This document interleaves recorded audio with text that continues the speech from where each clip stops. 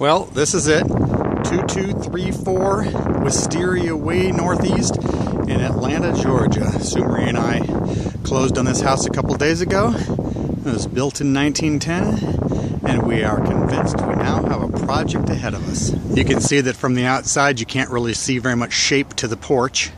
We're going to get some of that shape back by taking off those screens and that framing. You can also see in the background a little two-car shack that's about to fall down. It will be replaced by something else eventually. We're now standing at the front door looking back out, and you can see some of the shape of the porch that we're going to get back by taking off this screening. It goes all the way around as we look back out. You can see as we start to go into the house that there's burglar bars on everything, including the front door. And as we enter the front door, we walk right into what has been the living room. Standing inside the front door, you can see again burglar bars looking back out on all the windows. Fireplace in the middle. That wall on the right, we're contemplating tearing down and making this one open room as we go in.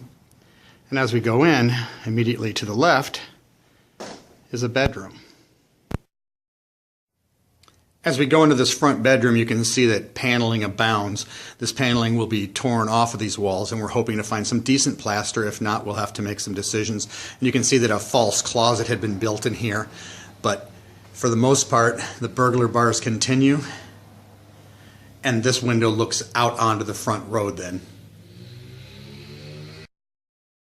As we leave what has been the front family room, we enter the area that has been traditionally the dining room.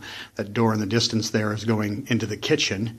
You can see again we've got lots of windows in here, and you'll see that this fireplace actually comes through to this side.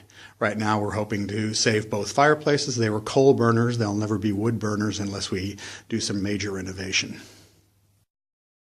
As we now head into the kitchen, it's our intention to basically tear all of this out. I'm going to go ahead and walk into this back corner and then turn around and back into the dining room that we just came out of. You'll see it's our intention to tear down that entire wall at the front and most of this wall on the right, so that this will be one large room opening into the current dining room. You can see in the kitchen as we start to talk about it being a tear out, there's not much we're going to lose. Very old cupboards covered with grease. You can see that it's pretty rough and rugged where the appliances were pulled out and left behind. Faux brick linoleum on the floors. So again, I don't think there's anything that we're going to miss too much as we have at this room and start tearing things out. Back looking into that kitchen door again, if we go over to the left here, we see another door that goes back into a hallway. That leads to the second bedroom and the bath and the master. So we're going to go ahead and come through that door and immediately turn back to the left. And here's where we're seeing the large second bedroom. We'll go in there. It's pretty rough right now. You can see that the plaster walls are pretty rough. We've got some really beautiful football wallpaper up on this wall. It continues over on this wall, and the Beebs is overlooking. I think we'll probably have to find a place for him.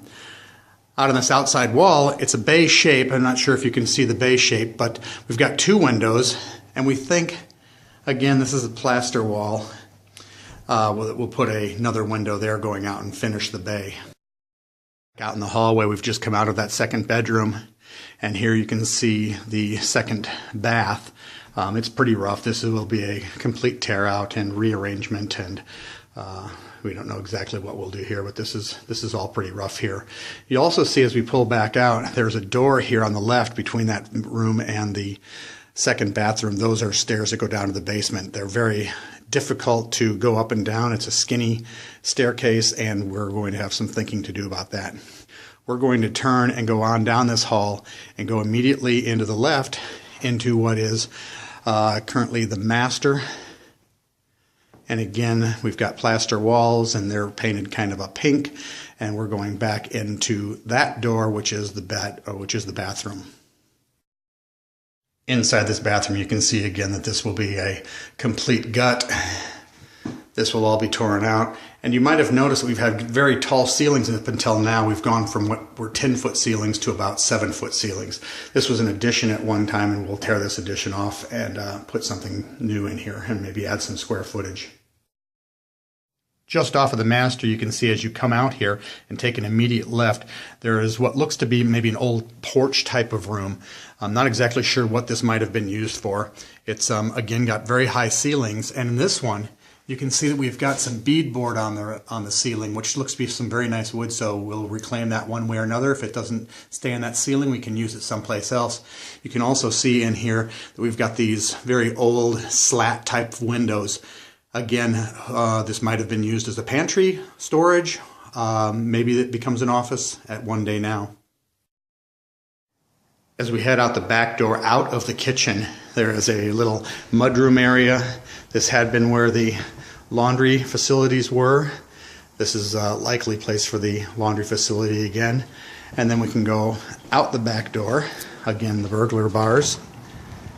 And we are on a back deck, looking down at the backyard and looking at what is a 2-car garage with what might have at one time tried to be some living space. It was never finished. It's still open, kind of the elements. Regardless, this entire structure is a tear down and will be replaced. At the very least, a 2-car garage, and at the best, maybe a 2- or 3-car garage with an apartment above that we could be renting out to tenants.